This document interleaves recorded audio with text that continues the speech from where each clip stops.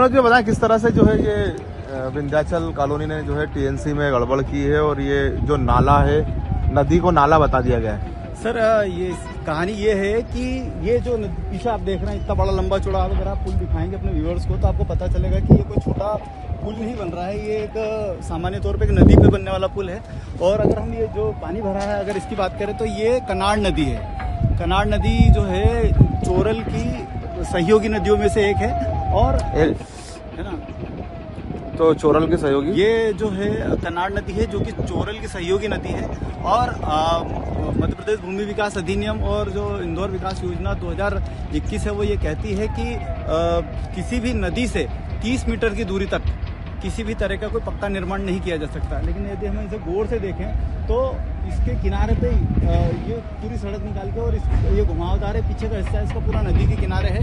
अब इसमें खेल जो हुआ है वो ये हुआ है कि ये जो नदी है यहाँ से लेकर के पीछे तक 2 खसरों में बटी हुई है, जिसका एक सर्वे नंबर आता है 202 जो कि यहाँ से लेकर के तो स्कूल के आगे तक है। इसके ऊपर तो राजस्व रिकॉर्ड में जो है नदी लिखा हुआ है, ठीक है। जब हम खसरा नंबर 188 की बात करते हैं तो उसके ऊपर नाला लिखा है। अब जो कॉलोनाइजर है उसको इससे फ़ायदा पहुंचाया गया कि जो सर्वे नंबर 202 है इसे भी रेवेन्यू रिकॉर्ड में टाउन एंड कंट्री प्लानिंग के रिकॉर्ड में जो नक्शा पास हुआ उसमें नाला ही बताया गया। मतलब यहाँ से इस नाला शुरू है तो वहाँ तक आगे नाला है, जबकि रेवेन्यू रिकॉर्ड में नदी है। और कनाड़ नदी का जो अस्तित्व बहुत ही महत्वपूर्ण है। अगर हम पीछे गांव की बात करें, पीछे गांव दत्तोदा गांव आता है और दत्तोदा गांव में नदी के किनारे घाट बने हुए हैं जो कि सरकार ने ही बनाए हैं और उन घाटों पे लोग नहाते भी हैं। और दूसरी बात, इस नदी को बारहमासी बनाए रखने के लिए जो इंदौर गंभीर योजना गई है उस योजना के तहत पानी भी इस नदी को दिया गया है ताकि इस नदी में पानी भरा रहे, जिसकी वजह से जो क्षेत्र के जो बोरिंग है उन बोरिंगों में 12 महीने पानी रहने लगा है। लेकिन वहीं पे जब हम कॉलोनाइजर की बात करें और अब ये जो कॉलोनी है, अब मेरे को पूछो कि कॉलोनी है ये सबसे पहले इसका जो नक्शा पास हुआ था वो हुआ था सितंबर 2009 में। अगर हम सितंबर 2009 की बात करें तो ये वो तारीख है जो कि 1 जनवरी 2008 को आए मास्टर प्लान के बाद की तारीख है, ठीक है।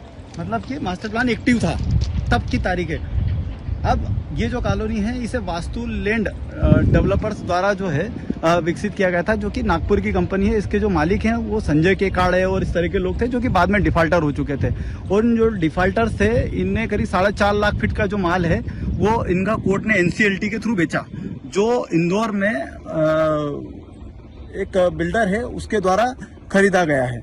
और इसके पीछे का जो हिस्सा वो G9 इंफ्रा में आता है, जो कि विनोद पालावत और जो है उसका सिंधी का नाम याद नहीं आ रहा, कमल परियानी, ये उसने खरीदी एनसीएलटी से। और पीछे का हिस्सा G9 इंफ्रा जो है कमल परियानी की जो कंपनी है उसके पास है।